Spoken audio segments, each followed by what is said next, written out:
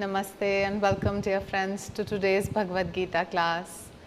Let us begin our class with a prayer.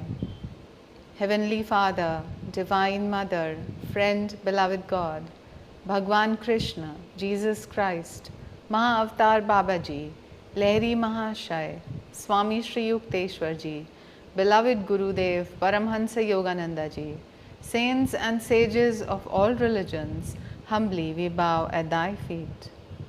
Beloved Lord Krishna, Thou art the essence of everything. Help us to feel Thee, to realize Thy presence within ourselves, in every fiber of our being, in every thought and emotion. Dear Lord, awaken our hearts and bring us home. Om Shanti, Shanti, Shanti. Let us now invoke the presence of the Gurus by singing the hymn to Brahma and a chant.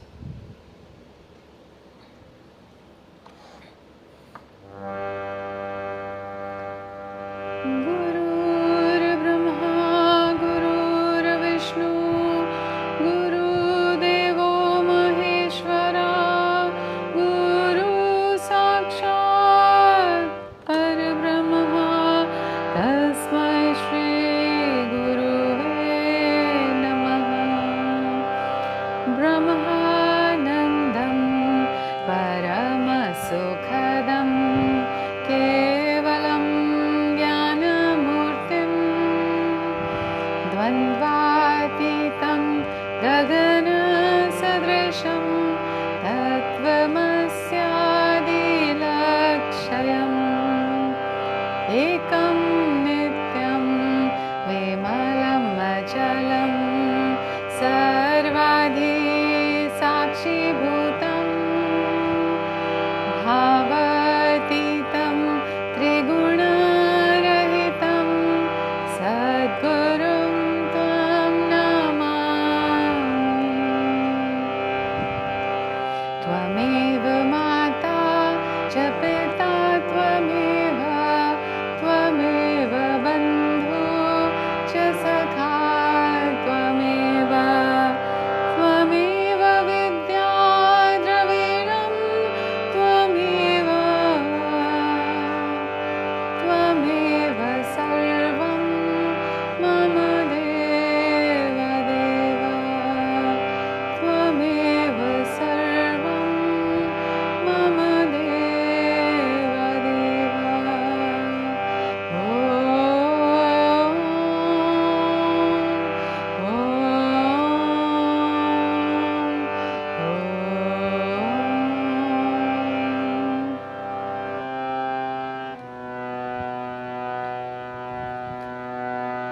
Bhaj Hare Krishna, Jap Hare Krishna, Le Shri Hari Ka Naam Re.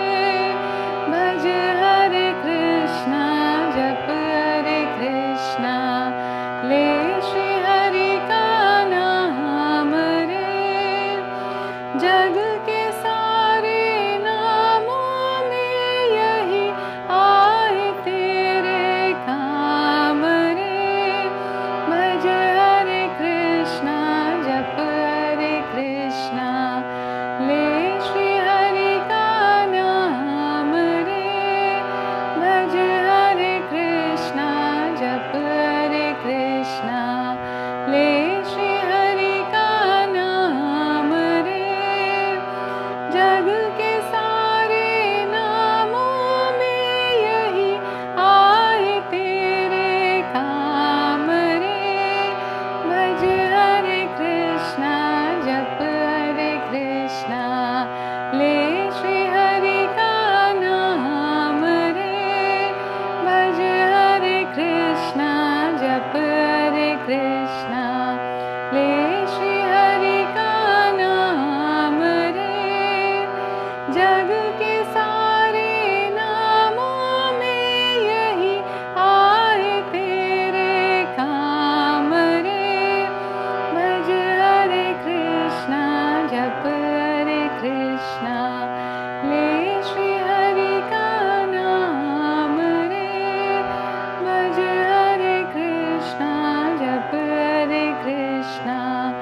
ले श्री हरि का नाम रे, भज हरे कृष्णा, जप हरे कृष्णा, ले श्री हरि का नाम रे.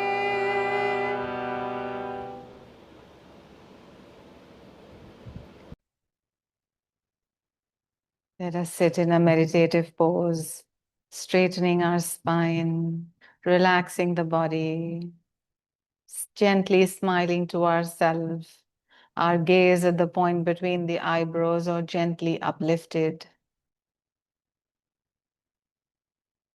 And at the spiritual eye and in our hearts, we call upon Krishna. Krishna as the all-pervading intelligence, the all-pervading power of the universe that is present also in us, in our skin, in our muscles, our bones, the blood vessels, nerves, abdominal tissues, our heart, our lungs. Every organ of our body is made of the substance of Krishna. Smile to yourself as you acknowledge His presence right now, right here within you, and especially focus at the point between the eyebrows to know that this is your portal to the infinite, from the Sagun Brahman to the Nirgun Brahman, to the formless infinite Krishna. This is where we are going to focus our attention.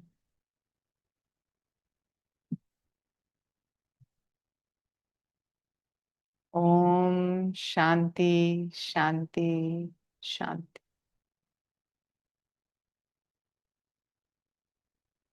My dear friends, welcome to the 51st class of the Bhagavad Gita. We are studying chapter 6, and in the last class, we studied from shloka numbers 28 to 32. And these were a set of very interesting verses. And today we are going to get into even more interesting verses because Arjuna's questions will come into play. And we will know that, oh, these questions that Arjuna is asking, actually, I also wanted to ask the universe. I want to know the truth behind all of this. So it's going to get all the more interesting today. But let's just revise what we studied last time in shlokas 28 onwards. So in shloka number 28, Krishna said to Arjuna, one who ceaselessly engages in the activity of yoga, one who is free from all impurities, readily attains the blessedness of continuous mergence in spirit.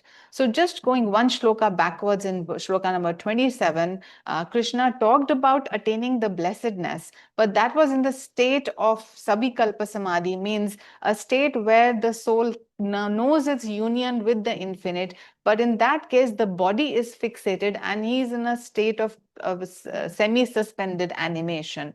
But in shloka number 28, there is a continuous mergence. So even when the soul is in activity, in physical activity in the outside world, even then he is aware of his oneness with spirit. In shloka number 29, Krishna says, he says, with the soul united to spirit by yoga and a vision of equality for all things, the yogi beholds his spirit united self in all creatures and all creatures in spirit. So basically, this is talking about the experience of that one love pervading all the creatures. Once the yogi realizes his true essence as the substratum of this variety, as the oneness that continues and links everything, as not just a thread or a point, but the entire fabric of creation. At this point, he perceives that it is his own continuity which is pervading the other human beings as well, and all creation, in fact, the entire universe. And at this point, one is able to say that whatever I do into another, I do unto myself. And here said the vision is so equal that there is no difference between a friend or an enemy, between a higher person, a lower person. There is no such thing exists between an animal or a human, even between a rock or sand or between water. So everything the yogi is able to see as the one continuous God substance. So basically there is a hidden guideline for us in shloka number 29. Shloka number 29 is indirectly telling us, actually directly, but let's just see what is the exact message. So it's telling us firstly to meditate deeply until you experience that one unity. Secondly, it is saying you should give equal love and respect to all, even if you right now do not perceive the unity of all human beings, but yet because you have read in the scripture, because you know it is true, the Guru has told you, Krishna has said, Christ has said, all the saints have said. Therefore, even if you do not perceive, at least you can start giving respect to all human beings, knowing that they are representation of that one same divine. The third is the message that this shloka is also giving is that try to look beyond the superficial differences. We tend to judge from a very superficial outlook. See the person's heart, and if not, you go even beyond the emotions in the heart and go to the soul level, because his soul is the same as your soul. It's just an extension. So just discard the superficial opinions and differences. And also, when we were reading the Uddhav Gita, in that Krishna clearly said that if philosophers have different opinions about the same thing, it is because of my own potency which creates these differences. Different minds, because the one cosmic mind has been divided into separate minds, intelligences, bodies, and personalities. Therefore, from their perspective, they perceive the same infinite as parts, and they divide it into different philosophies. Just like we know the example of how five blind men, if they are sent in a room where there's an elephant, and then they are to wash the elephant, and then one person is handling the tail, the other feet, the other ears, and once the elephant goes and they discuss what is the elephant, how does the elephant feel. So someone will say it appears like a pillar, someone will say it appears like a tail, someone will say it appears like paper, somebody will say it is like sandpaper or something like that. So different people, although they are not having a complete picture, they are only seeing a very partial picture of the whole universe from their perspective, and their perspective is also colored by so many desires, attachments, likes and dislikes. Therefore they are, whatever they describe from their perspective is because of the potency of the Lord who has created this division. So why we are talking of this? Because we tend to judge people according to their thought processes, according to their opinions, which should go beyond that. Sri Yukteswar ji said that when somebody talks to you, you should actually go beyond the verbiage to understand what they are trying to say. So go into the vibration of what the other person is trying to say to you. And we all have that intuition. We can understand. It's just that our minds are so restless and our hearts have so many emotions that we are not able to perceive that, connection with the other person. But try this. Next time when you meet another person, do not go by outer, their profession, what they do, how they act. Maybe look into their eyes with the softness and kindness as you would another human being, and try to feel the feelings in their heart rather than just listening to the words that they are saying. So that means, again, this shloka is telling us to cultivate a universal sense of vision and a universal compassion, because once we do that, we are going to progress slowly and achieve that state of blessedness that has been talked about. In shloka number 30, Krishna says, "He who perceives me everywhere and beholds everything in me never loses sight of me, nor do I ever lose sight of him." And this has been so beautifully explained by Master. Master said that a true devotee, a true lover of God, perceives God and sees God through every thought and space. Means all the time, through every thought, the devotee tries to reach out to God. In fact, The devotee is so engrossed with loving God that he has no other thought than the thought of God. He refers everything to the thought of God. And God loves this devotees. God always looks at this devotee from every pore of his omnipresent love. And he said that the Lord and the devotee are enlogged in this vision of love. This is so beautiful. This is so reassuring that God is always near us. He is the nearest of the near and the dearest of the dear. He is always looking over us. We are seen, we are supported, and we should not feel that we are alone in this. And the important thing is that what will happen? So, if you feel guided all the time, protected all the time, loved all the time, now once you feel this presence with you, you are also able to extend this love to all others whom you meet. So it becomes all the more beautiful. Not only if you firsthand perceive the love of God for yourself, but also you start to see His love that is coming to you through friends, through family, through people who are teaching you, through books. Even the books are sent by God. So God exactly knows your level of understanding. And I have had this experience in my life of at least last 15 to 20 years. Whichever book came to me was needed by me most at that time, and I wouldn't have understood that book if the preceding book had not come before it. So the universe knows exactly. So sometimes I bought a book, sometimes somebody gifted me a book, somebody lent me a book, but they always came in the order of my understanding, and they always elevated me to the next level. So we can trust the universe. The universal intelligence is love, and it loves us because we have been uniquely created by that intelligence and in that love. So, take heart that God loves us. He is watching over us, and He will protect us, and He will take us, holding our hand. He will take us to final liberation till we reach our home in God. God will never leave our side. Shloka number 31, Krishna says, that yogi stays forever in me, who anchored in divine unity, whatever his mode of existence, realizes me as pervading all beings.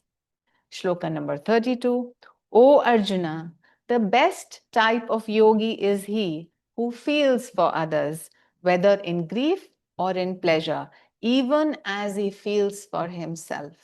And this is the golden law which we discussed, has been given from time immemorial in all religions, in all scriptures.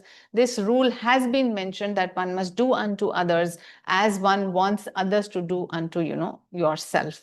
And so the yogi will keep his own heart as reference. He knows that whatever sorrows him or gives him trouble, difficulty, also gives pain to the other. Whatever gives him joy also gives joy to the other. So he never asks or demands of another what he would never want others to demand of him. He keeps that reference point always. He loves others as he wants others to love him. And we have to therefore, be open-hearted and intuitive as to, how we can best serve others. And here also, when we serve others, why it has to be intuitive, because sometimes the other person's thoughts are restless, and sometimes, like children, the other person doesn't know what he really wants. Just like we and God, sometimes we don't know what we want, but God understands our heart. So similarly, as we grow in spirituality, the other person, you can see that the other person's highest good will be in something else, but he's right now lost in the restlessness of this world. So, but as a friend, you can address the real need of your friend. So look into your own heart and feel the other person's heart, and you will be able to do, good help to the others, serve the others in the way that you yourself would like to be served. And here, Master has also said that the deeper the self-realization of a man, the more he is able to silently and subtly affect and help other souls. So if you're fully self-realized, then even by your silence, by your mere presence, others will be helped, because you will have the magnetism that will take others to their own souls. So the Guru will not say, come to me, look up to me. He will say, go within yourself, find God within yourself. So again, watching our company here becomes very important. Be very careful whom you associate with. Always associate with relatively high energy, joyful, wise people who are moving towards the path of self-realization. Because being in their company, automatically your vibrations will change. You will also want to ascend and yearn for God as others do. Just as Anandamayi Ma said, she said, if you want God, then you must weep tears of love for God. And if you are not able to weep tears of love for God, then be in the company of people who can weep tears in the love of God. So, but Krishna is so beautifully giving us, such reassurance and such love. And so now, after Krishna has said all of this, what happens is Arjuna comes up with a question. And that is where shloka number 33 will take us. Arjun उवाच योऽयं योगस्त्वया प्रोक्तः साम्येन मधुसूदन एतस्याहं न पश्यामि चंचलत्वात् स्थितिं स्थिरम्। अर्जुन ने कहा, हे मधुसूदन, आपने जो यह समय योग मुझे बताया है, अपनी चंचलता के कारण मैं इसके चिरस्थायी सदा रहने वाले प्रभाव को नहीं देख पा रहा हूं। Arjuna said, O Madhusudan Krishna, owing to my restlessness, I do not behold the permanent enduring effect of the equalizing yoga that thou hast related to me. So beautiful question. So Arjuna is addressing what we all want to address. Arjuna is saying, oh Krishna, you have told me so many things about yoga, but because of my restless, I'm not able to understand and comprehend the power of what you are saying. I'm not able to experience the divinity as you are explaining to me. So till now, Krishna has, taught about how to control your senses, control your mind, don't have any desires, and all of that has been taught. But Arjuna here, he's a bit confused. He's actually, he's saying that I don't think this works as much.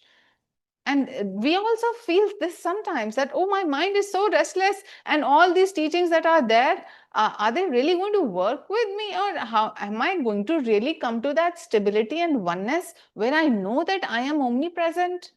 And so here Arjuna asks this question because he feels that sometimes the restlessness of the mind is greater than the restlessness neutralizing power of yoga.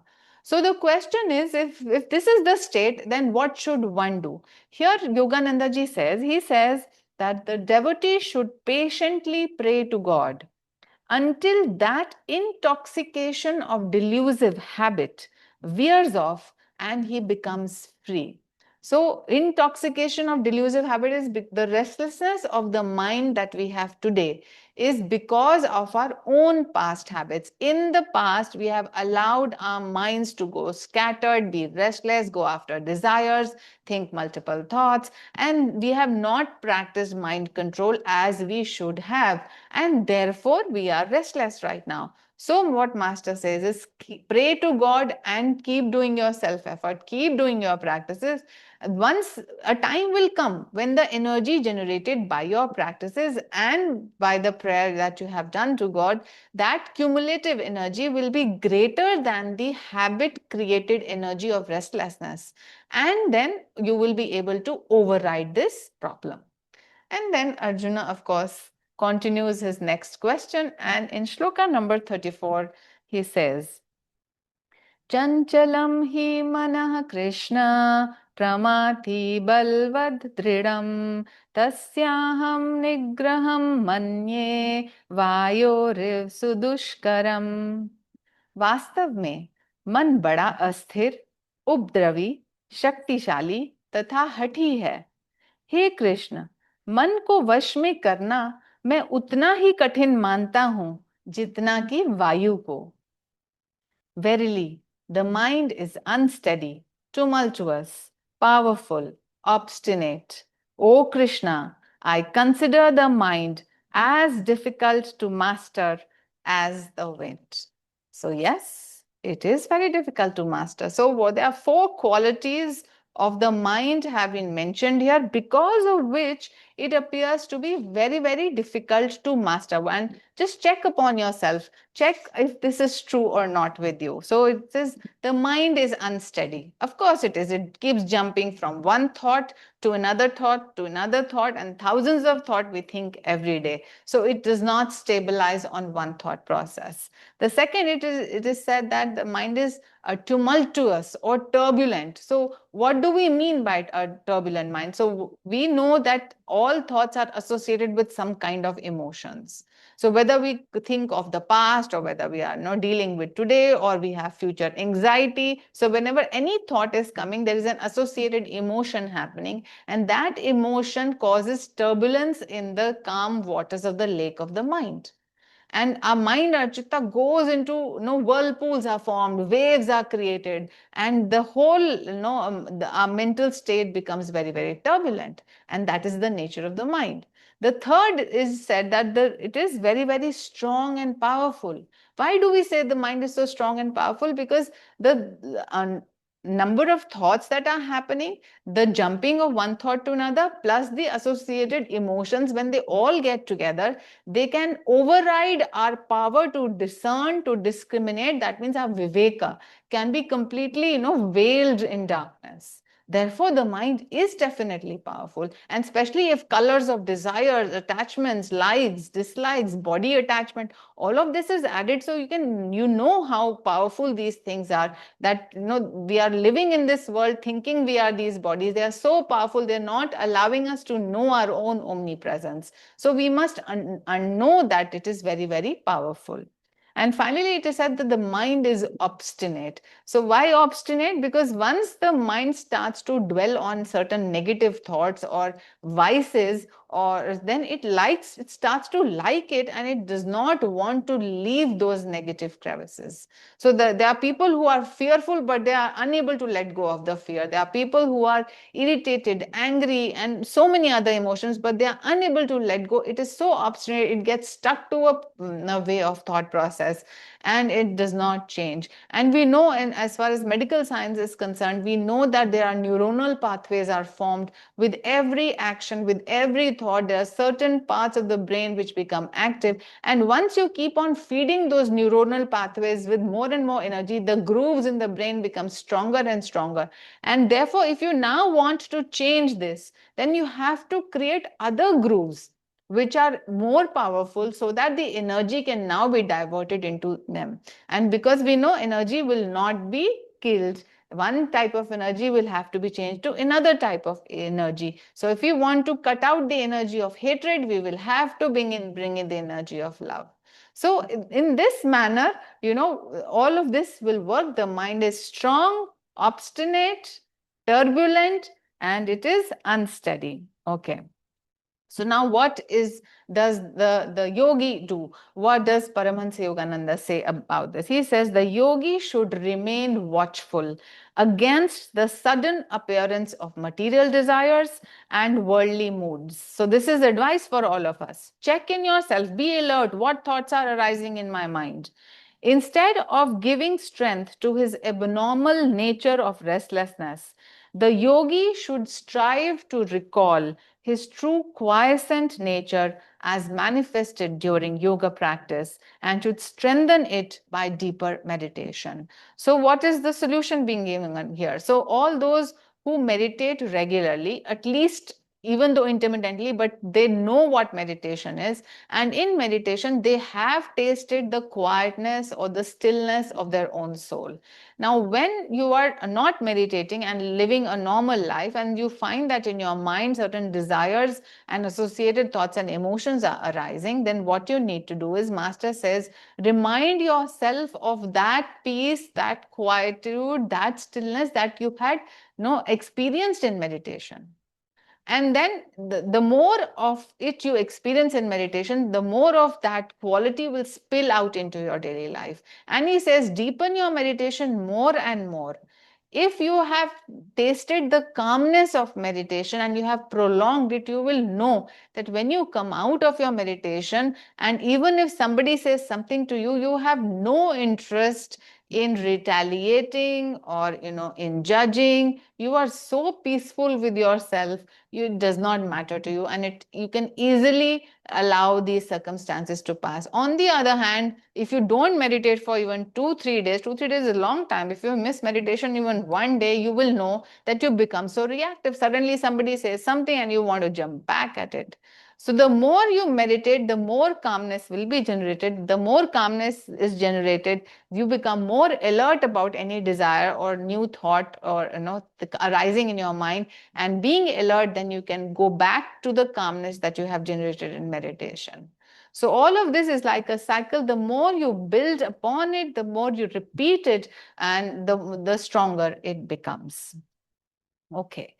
Now, there's the metaphysical part of this verse. Master says that, when Arjuna is comparing the mind with the wind, so the wind here actually is the wind of the breath. So here comes the link between the mind and the breath, and this is the gift of the rishis of India to the world, that this connection between mind and breath. And we all know that whenever we are restless, our breath is also shallow and fast. And whenever we are concentrating, like when we are reading a book with lot of concentration, when we want to put a thread in the eye of the needle, or when we want to click a photograph, our breath is almost quietened. So the breath and the mind are very intimately related. And the beauty of this equation is that if we want to control our mind, we can achieve that by controlling our breath. And so therefore, there's a solution is being provided in the shloka itself, that yes, mind is restless. So Krishna is not saying that this is not the problem. But here, we are being also given a technique. If we can control our breath, we will be able to control our mind. And I would invite you to test this. I have tested this multiple times. If there are times in my day when I feel restless, and of course when there are restless thoughts, because sometimes you're surrounded by people and you cannot help it, and of course there are associated emotions, your heart feels heavy, then immediately what you should do is just take out 2-3 minutes by yourself and just start breathing deeply. Do deep diaphragmatic breathing for a few breaths, and make sure that with every breath, you start to increase the length of the breath. For a few breaths, do this till the point the inhalation and the exhalation become equal. And then go a little beyond and increase the length of your exhalation more than the inhalation.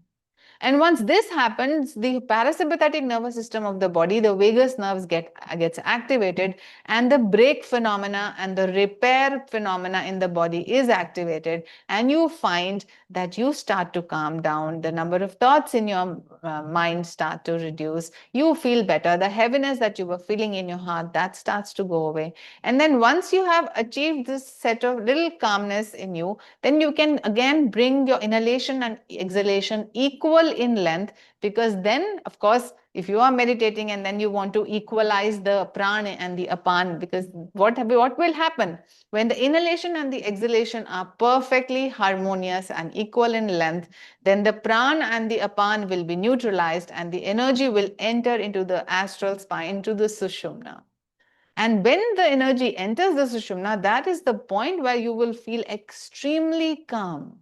You will suddenly feel very, very centered.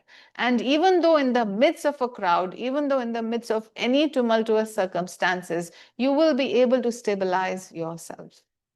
And this is the art and the science of yoga, of pranayama, is so beautiful.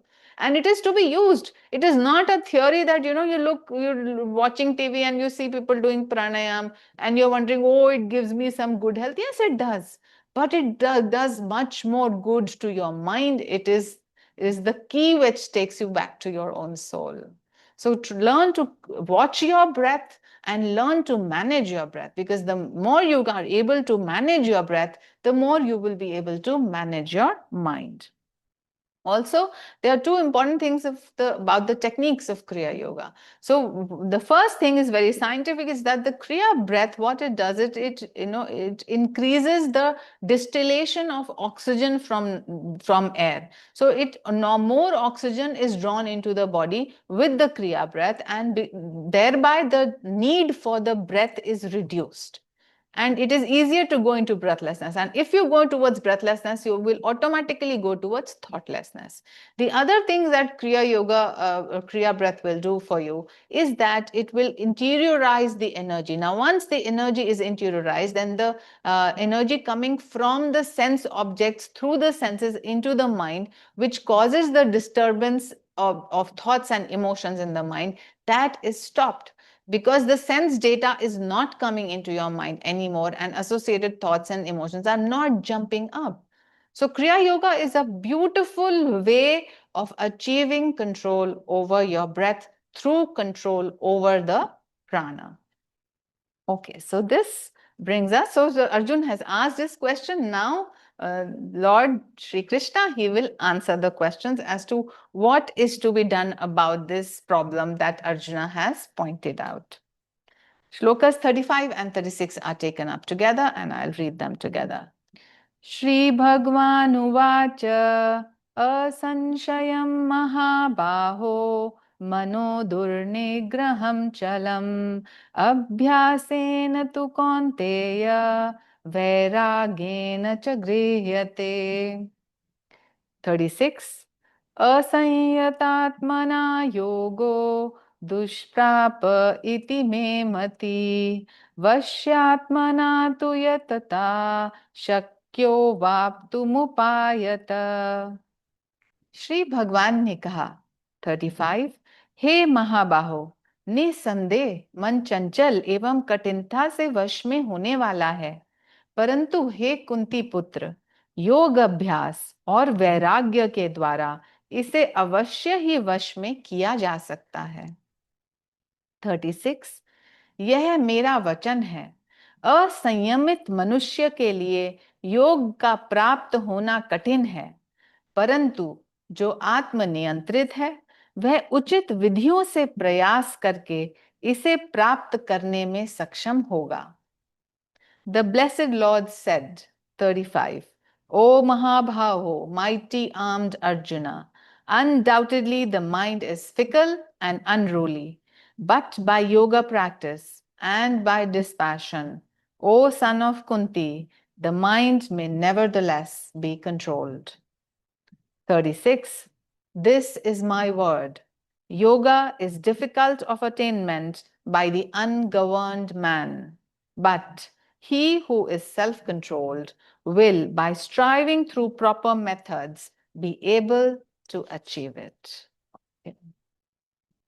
So consider that the Lord is speaking to you directly right now, because Arjuna represents us in a way. Okay, so Krishna is saying, yes, I know that the mind is restless. The mind is very difficult to control. But then there are two ways in which the restless mind can be controlled. What are those two ways? And these two ways will work only if you're attentive. So you have to be mindful and attentive about your own, and introspective. You have to know where you stand, how restless you are, what bad habits you have, what are the temptations that you fall for. So you have to be aware in your mind of where you stand right now. And then wherever you are, then from there, what are the two things that you can do? One is regular practice, that is yoga abhyas. So regular practice means if you meditate regularly and on a daily basis or frequently, you are able to unite your ego with the soul and to stay with that soul bliss. So that practice will keep you in touch with your own soul bliss and eventually will take you out of the delusion that you are this limited body. So practice is very, very important. Even Patanjali in his Yoga Sutras has mentioned exactly these two things, the second being vairagya or dispassion. Now the question is it really important to be dispassionate about the world? The answer, whether we like it or not, is yes. Because unless we are passionate about the world, unless there is rati, means we are running out the world, instead of uparati. Uparati is going within yourself and discarding the world to a sense. So unless your energy is running out into the world, we cannot ascend back into our soul status from where we have descended into the ego, means limited body mind thought process. So unless we are not attaching, we are not leaving our attachment, our clinging and our clutching to the objects of this world, to the experiences of this world, to the people of this world, even to our own body, unless we remove the attachment, we will never be able to fully concentrate our energy and uplift our energy so that we go back into our nature as spirit. Therefore, there is no choice actually. If you want to spend your time enjoying the things of this world, that is fine. But here there is a difference. So this does not mean that there's a beautiful sunset and you're not supposed to enjoy it, that you're eating tasty food, you're not supposed to enjoy it. But the enjoyment here is the joy of God, is the bliss of knowing that this has been created by God. My ability to even taste good food is God given, and the good food is also God given. That everything that I experience in this world is, everything has been made by God, given to be me by God, and God has not given this to me that I may attach myself to it. So suppose I'm eating a chocolate, and I don't acknowledge that this chocolate has come to me as a result of so many factors created by God, and now I like the chocolate so much, but I don't want to restrain myself, and I eat and I eat and I overeat, and then what will happen? My health will go away. So God has given sense pleasures. You can enjoy this world if you remember that everything belongs to God. But if you want to cling to it, I say, I want more chocolate. Now I want another variety of chocolate. I want more number of chocolates. Now I want for some foreign chocolate. So if you are craving for the things of this world, so enjoying with God's bliss, the things of this world is different than craving for the things of this world. So when you say develop vairagya, means you're leaving the craving that you have in your heart, the Trishna, as Buddha said, for the things of this world. And unless you leave that Trishna, you will never be able to exit from the marshy whirlpools of this world. Therefore, Vairagya is essential. In fact, for people who want to go on the path of Jnana Yoga, Vairagya is a prerequisite. Without having Vairagya, you will never understand your nature as the soul. Why? Because your energy, your attention, your time is only fixed in the objects of this world. And we have to go into objectless awareness, a formless awareness, which is our true nature. But if we are clinging to objects and if we are falsely believing that my happiness is because of these objects or it will come from these objects, then how will I enter into the state of perfect bliss, which is objectless, which is formless, which is nameless? And therefore, it is important, not only important, it is imperative that we have to eventually have this passion.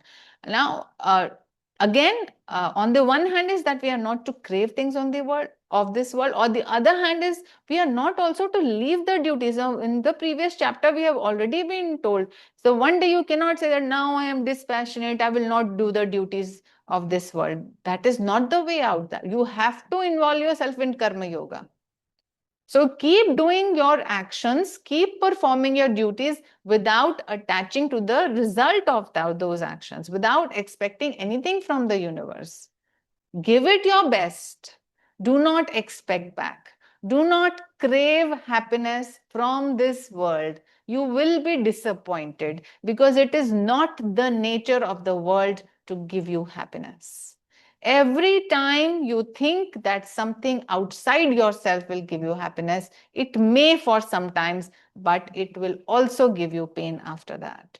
This is the nature of this world. So gain that wisdom of realizing that everything outside is, although appears magical and pleasing and happiness giving, but all these promises are false. The true happiness and the true love lies in my own heart. I have to turn within, and if I truly want to turn within, I must develop this passion for what is outside myself. And of course, it is easy. Once you know the bliss of the soul, it is easy to leave the petty pleasures of the senses. Why should we settle for less? Why should we settle for cheap thrills of sense pleasures which are so temporary, so fickle, so impermanent, and which turn into pain later on, rather than involve ourselves in the bliss of the soul, which is permanent, which we can access at will at any time and any point in space? Ask yourself this question. And this is a test for ourselves. Anytime we feel pain from something or somebody, that pain is a sign that you are attached to that thing or person. Remove your clutches. Stand stable and sure in your own self. Be steady in your own self. Withdraw the energy that is going out into that person or thing. Withdraw it back into yourself. And you will see that your pain will vanish. All the pain is because we are falsely expecting from something in this world. This world does not have the power to fulfill our heart and to give us the happiness that our heart is truly seeking. It is found only within ourselves. It is found only in God. The sooner we realize this, the sooner we correct the fallacy of expecting from this world, the more happier we will be. Now, the other aspect comes of practice. Now, practice makes a man perfect is a simple English adage and is true for everything. Now, once a human really has that determination and has the willpower, he or she can do anything. Anything. Who thought that we could set foot on the moon? Who thought we could go to Mars? Who thought we could put an international space station? Who thought we could fight so many diseases? Who thought we could, create such a web and talk to each other instantaneously? But yes, but if you are open, if you are passionate about, discovering new things, if you are intelligently using the intellect that has been given, then everything is possible. Now, your intelligence says here that if I determine and if I do repeated practice, then I will be successful. And just as Edison said that after having failed at making the bulb of so many times, thousands of times, he said, I know so many thousands of ways in which the bulb cannot be made. So true for us, if we keep at it, if we are practicing every day our meditations, then it is not possible for us to succeed. If we are not succeeding, means we are lacking in our practice. Somewhere we are lukewarm in our practice. So therefore, determine to find God in this life and then organize your life according to it and then practice the techniques that you have been given. And Krishna has already promised, I am with you. If you love me, I love you always. He has already said that. Then what is stopping us? We ourselves stop ourselves. So let us, put in the effort that is needed, the love that is needed, and then the scripture has already promised that we will reach that zone of blessedness. Okay. This brings us to the next shlokas number 37 to 39. So 3 shlokas have been taken together. So again, now Krishna has given a solution. Another question will come from Arjuna. And these questions that Arjuna will ask is the question of our hearts, a burning question in our heart, because sometimes there's fear that what will happen if you're not able to practice as much. So let me read these shlokas first. Shloka number 37. Arjun uvacha ayati shraddhayopeto yogacha litmanasa aprapya yoga sansiddhim kam gatim Krishna gacchati. 38. Kachino bhaya vibhrashta shachinna brahmivnashyati apratishto mahabaho vimudo brahmana pathi. 39. Etanme sanshayam Krishna cheturmahasya sheshata twadanya sanshayasya chetana yupapadyate. Arjun ने कहा 37 हे श्री कृष्ण, जिसने श्रद्धा पूर्वक ध्यान करने का प्रयास किया है परंतु जो स्वयं को नियंत्रित करने में असमर्थ रहा है, क्योंकि योग अभ्यास में उसका मन चंचल रहा है। इस प्रकार योग में असफल व्यक्ति की क्या गति होती है? 38। हे महाबाहो, इस प्रकार यदि वह ब्रह्म के मार्ग को नहीं पाता तो प्रभु में आश्रय रहित तथा माया में डूबा, दोनों पथों से भटका वह योगी एक छिन्न भिन्न बादल की भांति नष्ट तो नहीं हो जाता? 39। हे श्री कृष्ण, मेरे सभी संदेहों को सदा के लिए मिटा दें, क्योंकि आपके अतिरिक्त और कोई भी मेरे संशयों को नहीं मिटा सकता। In English, 37. Arjuna said, O Krishna, what happens to a person unsuccessful in yoga? One who has devotedly tried to meditate but has been unable to control himself because his mind kept running away during yoga practice.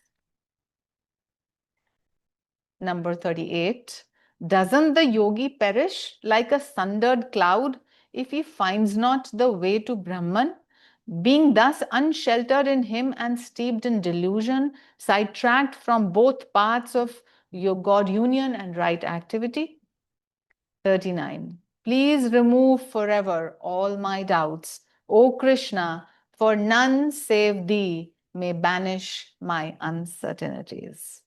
So friends, didn't you have this question that if I have been taught yoga, I have a guru, I am obedient to the guru, I am trying my best, but I know sometimes my mind runs here and there. Sometimes I fall short of the practice that is expected out of me. Sometimes my bhav is not so beautiful as it should have been. Sometimes I'm not able to surrender as I should. Then what will happen to me? Where will I go? What about me then? We all have this question in our mind, and Arjuna, being our representative and the ideal devotee, is asking this question directly to Krishna, and he's saying, please remove my doubts. I know only you can remove my doubts. By this time, Arjuna knows that Krishna is the aspect of Paramatman. And because he knows past, present, and future, only Krishna can dispel the doubts. So for us, our own Krishna is within us. When we listen to the voice of our own inner conscience, that will dispel our doubts. And how the next shlokas will explain even more beautifully. So Arjuna has now asked questions. Krishna, he will definitely answer these questions. Okay. So now, another doubt quite naturally of the aspirant appears, and he's saying that what will happen to an aspirant who has been trying to meditate, but because his mind keeps running away, he is not able to perfect his yoga practice? Where will he go? Does he have any future, or will he have to start afresh? And will all the struggles that he did, will they go to waste? So this is shloka number 38. In shloka number 39, he beautifully, an example of a sundered cloud or a broken cloud has been given. We know that if there's a dense cloud and if it rains, and then we know that the cloud disperses in the sky. So Arjuna is saying that will this devotee or yogi who is who has some sincerity in heart and effort, if he doesn't achieve mergence with Brahman, then will he just disperse like a cloud? Will he have no identity? Will everything that has happened, will that all go to waste? So the aspirant has given up. Now also he's saying the aspirant has given up his desires for the world. And on the other hand, he has not found Brahman. So in Hindi, as they say, na maya mili na ram. So he is in a position where he has no attraction towards the world, but on the other hand, he is not found Brahman. What will happen to such a soul? We all want to know. And again, in shloka number 39, Arjuna, he knows that only Krishna can answer his questions, and therefore he clearly says, "O Krishna, please remove my doubts." And then, are we all excited to hear the answer from Sri Krishna? Yes. And it is beautiful and very, very heartwarming. Okay. Shloka number 40. Shri Bhagvanuvacha Parthanaivenamutra Vinashastasya Vidyate Nahi Kalyanakrit Kaschir Durgatim Tata Gacchati। Shri भगवान ने कहा, हे मेरे पुत्र अर्जुन, अच्छे कर्मों को करने वाला कभी विनाश को प्राप्त नहीं होता। इस लोक में अथवा इससे परे वह कभी दुर्गति को प्राप्त नहीं होता। The blessed Lord said, O Arjuna, my son, a performer of good actions never meets destruction. Whether in this world or in the beyond, he falls not into evil plight. So, what do we get out of this? So beautiful. So it's a straight up answer.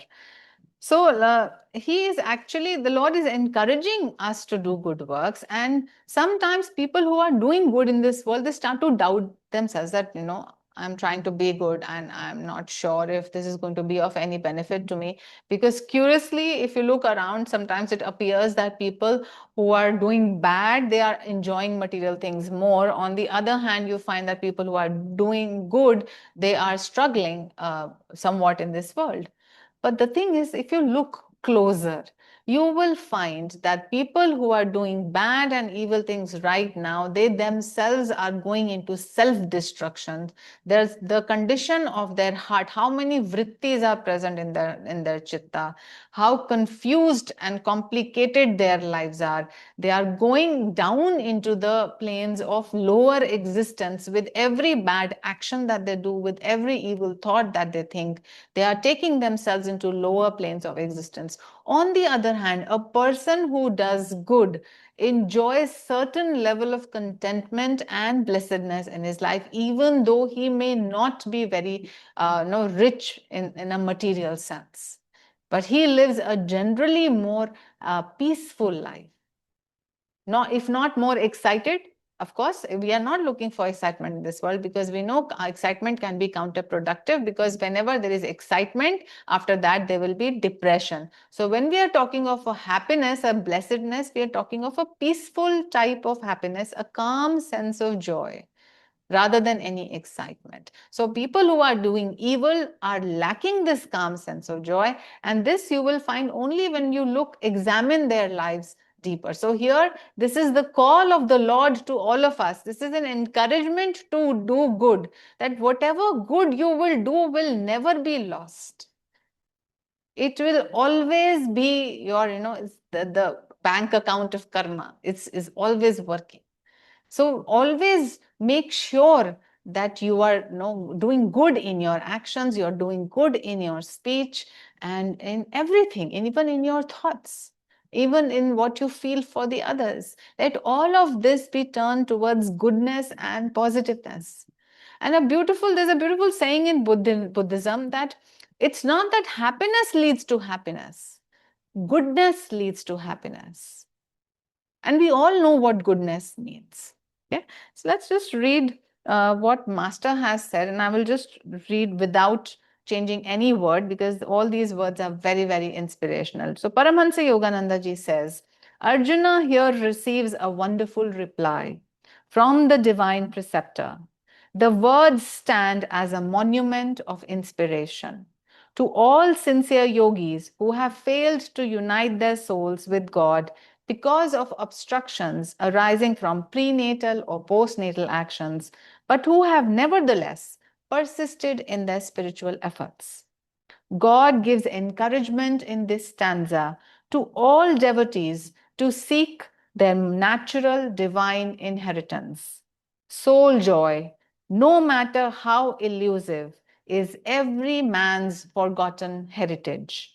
The sense addict who continues reveling in material pleasure, disregarding the counsel of prophets, drifts farther and farther away from his true nature. The imperfect yogi, in spite of failures, tries to regain his memory of divinity. Therefore, even a fallen yogi is far superior to a materialist. The fallen yogi should never be driven to despair by failures. Instead, he should be glad that he possesses sufficient spiritual fortitude to make the yoga effort. All his good inclinations and divine experiences of the past will be causes for further spiritual development in the next life. It is greater to try unsuccessfully to find God than not to try at all. The trial must come before any possibility of fulfillment. This is important. The sacrifice comes before the glory. So before we can attain blessedness, we have to do tapasya, we have to do sacrifices, we have to detach ourselves, we have to go into our own self and in solitude. A lot of things have to be done on the spiritual path if we want to taste this blessedness. Even if unsuccessful, one should continue endeavoring to the end of his life. An imperfect yogi should remember that man's relationship with God is that of a son who may demand and receive what he asks from his father. And that is why in this shloka, beautifully Krishna addresses Arjuna as, "Oh my son." So think of yourself. This is what God is saying to us. "Oh my child, oh my son, oh my daughter." So that God is expressing that paternal love towards the children. And all those who are fathers and parents know how protected and how loving they are for their children. And God loves us like the Father. He will take care of us. He will provide for our every need. It is we that, don't have that trust that God is our Father. And that is why we are going in a state of nervous breakdown. And if I come to a reference from the Bible where Jesus Christ says that, don't you see the birds in the field or birds in the air? When I can provide for them, will I not provide for you?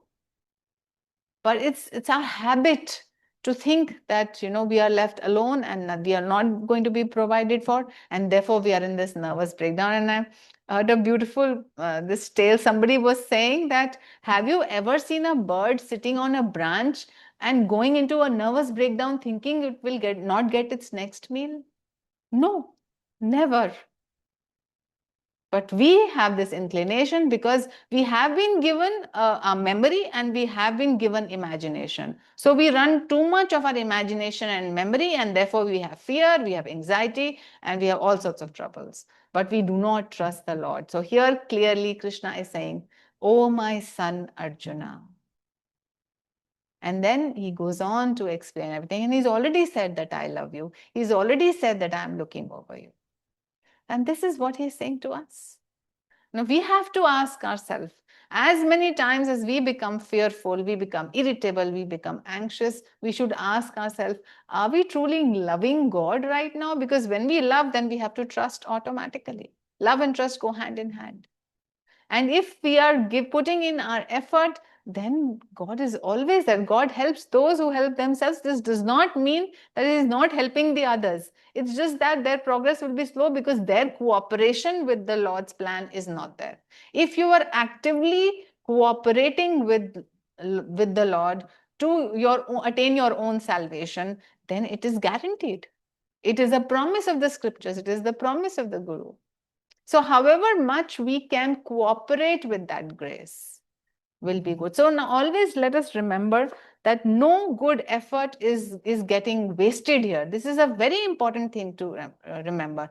Never doubt that goodness will not take you anywhere. Try to be the best version of yourself on a daily basis, because you are writing your own, the book of life. You're writing your own future right now. The more goodness you can build in this life, the more it will, it is like a springboard which takes you higher into spirituality. And from there, you can experience the expansion, the blessedness of God contact. So I think with this thought, we will end today's class, and we will share the love, the joy, the wisdom, and the power of these beautiful teachings and of Krishna's assurance. We will share this blessing with all souls everywhere. Let us pray together. Divine Mother, beloved Krishna, thou art omnipresent, thou art in all thy children.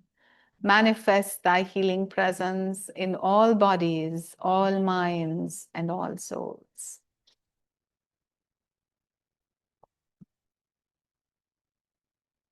Om.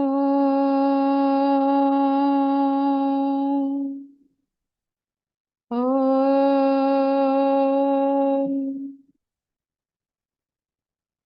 Om.